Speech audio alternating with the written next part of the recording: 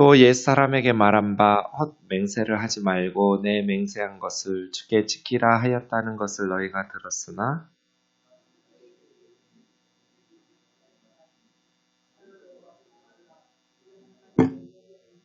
땅으로도 하지 말라 이는 하나님의 발등상임이요 예루살렘으로도 하지 말라 이는 큰 임금의 성임이요.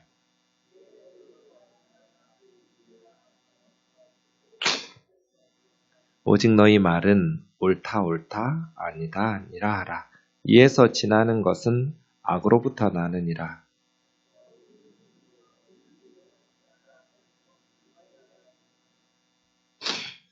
나는 너희에게 이르노니 악한 자를 대적하지 말라. 누구든지 내 오른편 뺨을 치거든 왼편도 돌려대며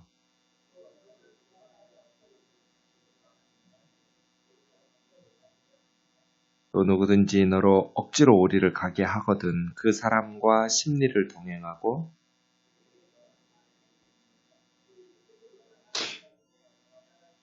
또 내 이웃을 사랑하고 내 원수를 미워하라 했다는 것을 너희가 들었으나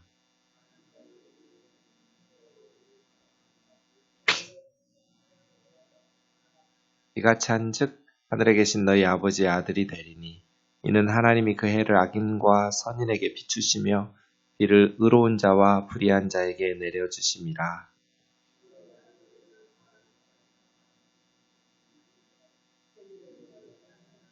또 너희가 너희 형제에게만 무난하면 남보다 더하는 것이 무엇이냐? 이방인들도 이같이 아니하느냐? 그러므로 하늘에 계신 너희 아버지의 온전하심과 같이 너희도 온전하라. 아멘. 오늘은 세 번째와 네 번째 말씀인데요. 33절부터 37절까지는 맹세에 대한 것인데 사실은 포커스는 맹세가 아니라 정직성에 관한 문제였습니다. 구약 성경은 맹세하는 것, 심지어 하나님의 이름으로 맹세하는 것을 허용하고 있습니다. 신명기 10장 20절 같은 구절 그렇고요. 이건 신약 성경에서도 마찬가지입니다. 사도 바울은 하나님이 자기 증인이라고 맹세하면서 로마서 1장 9절, 고린도후서 1장 21절, 데살로니가전서 2장 5절, 10절, 빌립보서 1장 8절도 그렇고요. 그렇게 내 하나님 여호와를 경외하며 그를 섬기고 그에게 친근히 하고 그의 이름으로 맹세하라. 이게 이제 신명기 10장 20절이거든요. 하나님의 이름으로 맹세하도록 명령하기도 하고 허용하기도 합니다. 그런데 문제는 당시 유대인들이 이 맹세를 가지고 장난을 치는 것이죠. 예컨대 유대인들의 율법 해석 책인 미시나라는 책에 보면 예루살렘으로 맹세하면 구속력이 없어요. 근데 예루살렘을 향해서 맹세하면 구속력이 있어요. 이게 뭔 말이에요? 자기들이 만들어 놓고 맹세가 거짓말을 정당화하는 도구로 전락하게 됐다는 거예요. 예루살렘을 향해서 맹세하는 것하고 예루살렘을 가지고 맹세하는 건 뭐가 달라요? 그런데 나 예루살렘으로 맹세했어. 예루살렘을 향해서 맹세하진 않았어. 이런 식으로 악용한단 말이죠. 이런 것들에 대해서 예수님은 맹세하지 말라는 게 포커스가 아니라 정직성. 예수님의 제자들은 옳으면 옳다고 하고 틀린 것은 틀렸다고 하고 너희들 말은 yes라고 말했으면 그건 yes를 의미해야 되고 no라고 말했으면 그것은 no를 의미해야 된다. 장난치지 마라. 보통 사람들이 잘 믿으려고 하지 않을 때 맹세하잖아요. 하나님을 걸고 또 예루살렘 걸고 맹세하면서 자기 말을 믿게 하려고. 주님은 그러지 말라는 거예요. 맹세함으로써 너의 진실성을 확보하려고 하지 마라. 너의 말은 옳다 하면 그것이 옳다를 의미해야 되고 아니라고 너희가 말했으면 그것은 아니라는 것을 의미해야 된다는 것이죠. 그래서예요. 맹세하지 마라. 어떤 의미로? 너 말을 옳다고 증명하기 위한 의미로. 그래서 너의 말은 옳은 것은 옳다고 하고 아닌 것은 아니라고 말하는. 그리스도인들의 말이 신뢰가 있어야죠. 요즘 한국교회의 위기는 이거 같아요. 예수님께서 바리새인들을 보면서 제자들에게 그들의 말하는 것은 본받고 행하는 것은 본받지 마라. 딱 이게 한국교회 목사들입니다.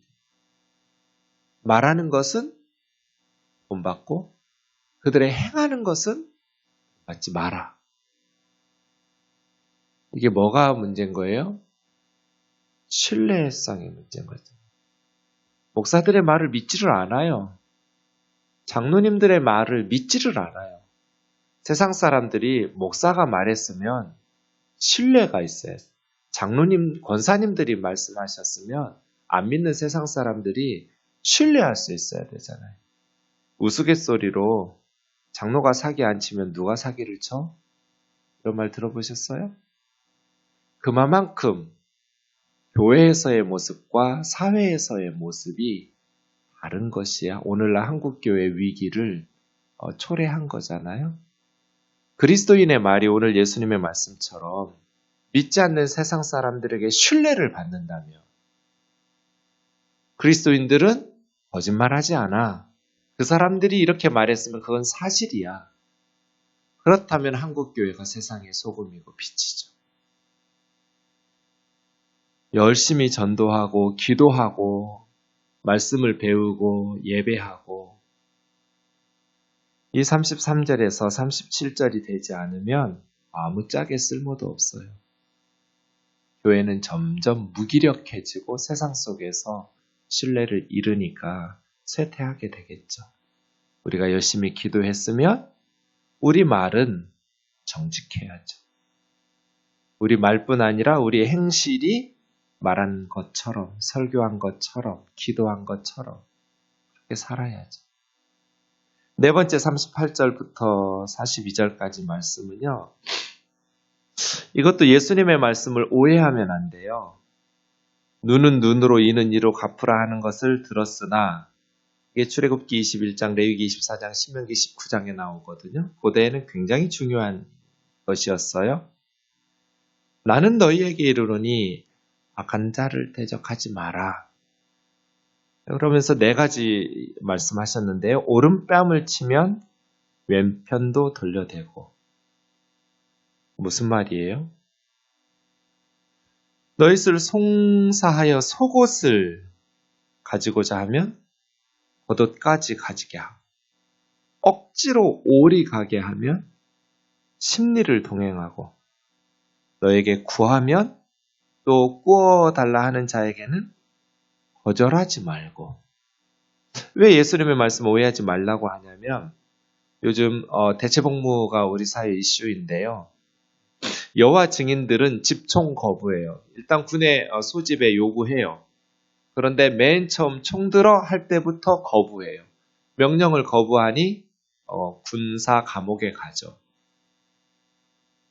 예수님께서 원수를 사랑하라고 하고 이렇게 보복하지 말라고 그랬는데 총을 든다라는 것은 상대방을 죽이는 것을 전제로 한 훈련이기 때문에 우리는 예수님의 말씀을 따르느라고 순종할 수 없다. 이거거든요. 그러니까 사실은 예수님께서 이 말씀을 하신 것은 당시에 유대인들 또 당시에 그런 어떤 율법 해석에 대해서 이야기하는 것인데 당시에 유대인들은 이 법이 무시됐어요. 고대 지금도 아프리카 같은 부족들은 그렇지만 보복이 너무나 심했거든요. 손을 자르면 상대방은 목을 잘라요. 그렇게 해서 한 인종이 말살돼 버려요. 인종 간의 혈투, 이 보복을 악용해서 아예 그냥 한 인종을 없애버리는 도구로 활용하기도 하죠. 그렇게 해서 아프리카의 많은 인종이 사라졌어요. 그걸 막는 거예요. 눈은 눈으로까지만. 팔을 뱄으면 팔까지만. 목을 베지 말란 말이에요. 이는 이로만. 이 말이에요. 그리고 이것은 개인에게 허용된 보복법이 아니에요. 정상적인 법정에 의해서 수행되어야 할 법이에요. 그래서 하나님께서 이 법을 주신 것은 과도한 인간의 보복을 막는 법이었어요. 예수님께서는 당시의 유대인들이 이것을 지키지 않으니까 당시 유대인들은 어떻게 하면 율법에 어긋나지 않으면서 최대한 보복할 수 있을까? 이게 관심사였거든요. 그러니까 율법을 표면적으로 지키지 말라. 하나님께서 이 법을 주신 것은 보복하지 말고 그렇게 인간의 어떤 복수심 때문에 상대방은 아니면 반대편을 개인의 무기로 사용하지 말라는 것이지. 예수님 시대에는 이미 로마법에 의해서 공적인 법이 집행되고 있었잖아요. 고대에는 이런 것들이 안 지켜져서 개인적으로 보복하고 막 이래버리던 사회니까 여기까지 이렇게 말하지만 말이에요. 그래서예요. 보복과 공정성, 그래, 너 팔 잘랐으니까 나도 팔 자를 거야. 이런 보복심에 의한 공평함, 공정함만 따지지 마라. 예수님의 말씀은 잘잘못을 따져서 나도 당한 만큼 보복해주는 것이 하나님의 자녀의 삶이 아니라 예수님의 십자가의 길을 따르는 것이 용서와 사랑을 확대시키는 것이 이 세상의 악을 근절시키는 예수님의 제자된 하나님의 자녀된 삶의 원리라는 것을 말하는 거죠. 이것을 오해해서 집총을 거부해가면서 악인들에게 나라 빼앗기고 다 아내 빼앗기고 자식들 겁탈당하고 그렇게 원수까지 사랑하라는 걸 문자적으로 지키라는 게 아니잖아요. 오른뺨을 치는 것, 왼뺨을 돌려대라. 모욕적으로 당신은 왼손으로 치지 않았다고 그래요. 오른뺨을 치려면 손 등으로 쳐야 돼요. 굉장히 모욕적으로. 하지만 복수 대신 다른 뺨도 돌려댈 준비를 가지고 속옷을 송사해서 소송에 속옷을 걸린 거예요. 저놈이 고발해가지고 내 속옷을 빼앗아 가려고 그래요. 그러면 겉옷까지도 이 겉옷은 절대로 양보할 수 없는 거예요. 그게 이불 역할도 하고 겉옷 빼앗기면 지금처럼 옷이 흔하고 많던 시절이 아니에요. 대부분 옷 하나예요. 당시에는. 이불도 없어요. 그래서 해지기 전에 돌려줘라. 덮고 자야 되니까. 이런 식으로 하던 절대로 양보할 수 없는 겉옷까지도 가지게 해라. 억지로 오리를 가면 당시의 로마법에 의하면 민간인에게 합법적으로 내 짐 좀 들어 할 수 있는 게 오리였다고 그래요. 그렇게 하면 2배의 거리를, 심리를 들어주라는 거예요. 구하는 자에게 눈에는 눈, 이에는 이 이런 자세가 아니라 구하는 자에게 또 꾸고자 하는 자에게 거절하지 마라. 그렇게. 여러분 돈을 빌려줄 때는 그냥 준다 생각하고 해야 돼요. 이것이 예수님 말씀이죠. 예수님의 제자된 삶. 그것은 보복이 아니라 용서죠. 마지막 5번째 43절부터 보시면 이웃은 사랑하고 원수를 미워하라. 레위기 19장 18절이죠. 나는 너희에게 이르노니 원수를 사랑해라. 원수를 사랑하는 거예요. 원수의 죄를 사랑하는 게 아니에요. 남편이 아내를 두드려 패요. 원수죠. 남편 사랑해야 돼요? 안 해야 돼요? 사랑해야 돼요. 그래서 계속 두드려 맞고 기도만 해요? 아니요. 그 죄까지 사랑하는 건 아니에요. 그 죄는 근절시키기 위해서 경찰에 고발해야 돼요. 아니면 정신병원에 입원시켜야 돼요. 상습적으로 와이프를 두드려 패는 남편이 정상이에요? 미친놈이죠. 그래서 그 죄는 근절시켜야 돼요. 그건 사랑이 아니라고 생각하는 것은 어리석은 거예요. 서양에서는 이게 잘 구분돼요. 그런데 우리나라 성도님들이 이게 잘 구분이 안 돼요. 죄인을 사랑하는 거죠. 그 남편 정신병원에 집어넣고 위에서 기도하는 거예요. 찾아가서 먹을 거 대주고 경찰에 신고하고 그 죄가 반복되지 못하도록 그걸 고치도록 치료하도록 이것이 원수를 사랑하는 것, 원수의 죄까지 내 몸처럼 이웃을 사랑하는 거예요. 내 몸을 아끼고 사랑하지 않는데 어떻게 우리가 이웃을 사랑할 수 있어요? 내 몸을 계속 때리도록 허용하고 방치하는 게 어떻게 내 몸 사랑하는 거예요? 죄는 미워하라고 그랬어요, 성경이. 그러나 죄인들은 긍휼히 여기고 용서하고 사랑하는 거죠. 핍박하는 자를 위해서 기도하는 것. 원수는 어떻게 사랑할 수 있어요? 기도함으로 사랑할 수 있어요. 후기를 말씀드린다면 저희 집 위층이 조용해져서 전 요즘 깊이 잠자고 와요. 근데 가끔 시끄럽기도 해요. 아주 가끔 확 줄었어요. 제가 편지 쓴 이후로. 새벽 소음이 사라졌어요. 근데 소음이 나도 짜증이 안 나요. 왜요? 기도하기 시작하거든. 요즘은 소음이 들리든 안 들리든 낮에도 대충 가끔 기도가 나와요. 하나님 그 아가씨에게 복을 주세요.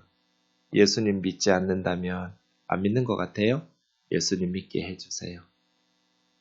여러 가지 제가 나름대로 축복하면서 기도하니까 그 영혼이 사랑스럽고 가끔 새벽에 시끄러워도 짜증이 나지 않아요. 기도죠, 기도. 우리의 태생적으로 착한 성품에 의지해서 사는 것이 아니라 성령에 의지해서 성령을 따라 사는 거죠. 기도요, 기도. 정말 미워요. 어떻게 원수를 사랑할 수 있어요? 그 미운 놈을 기도해요. 그 사람을 위해서 축복하면서 기도하는 거죠. 하나님, 복을 주세요. 이같이 한즉 하늘에 계신 너희 아버지 아들이 되리니 이게 진짜 하나님 아들이라는 거예요.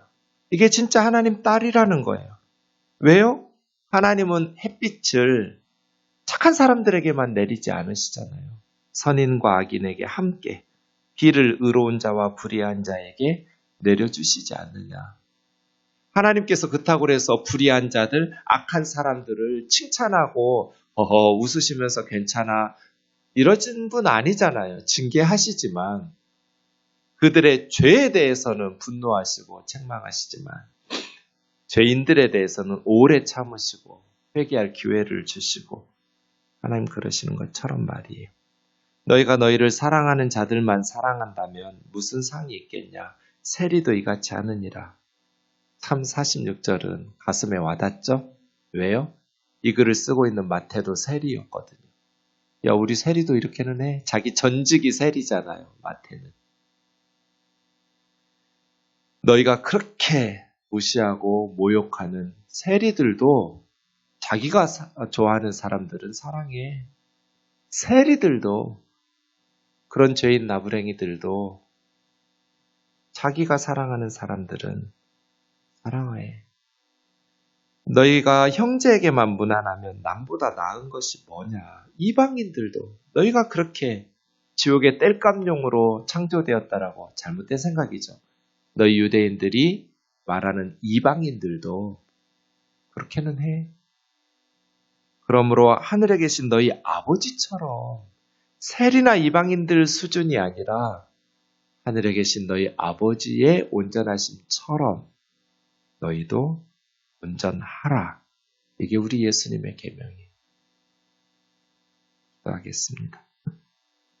사랑하는 하나님 아버지, 속 좁은 우리가 하나님처럼 온전해지려면 어떻게 그게 가능하겠습니까? 그러나 우리 주님의 말씀은 진리입니다. 우리의 좁은 속을 기도로서 성령님께서 넓혀 주시옵소서. 때로는 우리 마음을 넓혀 찢으시느라고 피가 나는 한이 있어도 잘 이겨내고 하늘에 계신 우리 아버지의 온전하심과 같이 우리도 온전한 그리스도인 되게 하여 주옵소서. 우리의 말은 신용이 있어서 옳은 것은 옳다 하고 그른 것은 그르다 할 수 있도록 주님 말에 정직함이 있게 하여 주옵소서. 우리의 마음이 합법적이라 할지라도 어떻게 하면 보복할까가 아니라 어떻게 하면 용서하고 이 세상에 사랑을 확대시키고 보복의 미움을 줄여나가면서 근절시킬 수 있을지 사탄의 역사가 활개치지 못하고 성령님께서 우리를 통해서 이 세상을 변화시켜 갈 수 있도록 주님 우리의 삶, 우리의 마음을 건강하게 또 하나님의 말씀에 기쁨으로 순종할 수 있게 하여 주옵소서. 원수를 사랑한다고 그리스도인들이 말하면서 원수들의 죄까지 허용하고 기도만 하고 있는 어리석은 범치 말게 하시고 죄는 미워하고 죄인은 긍휼히 여기며 기도하며 사랑할 수 있도록 주여 인도하여 주옵소서. 예수님의 이름으로 기도하옵나이다. 아멘.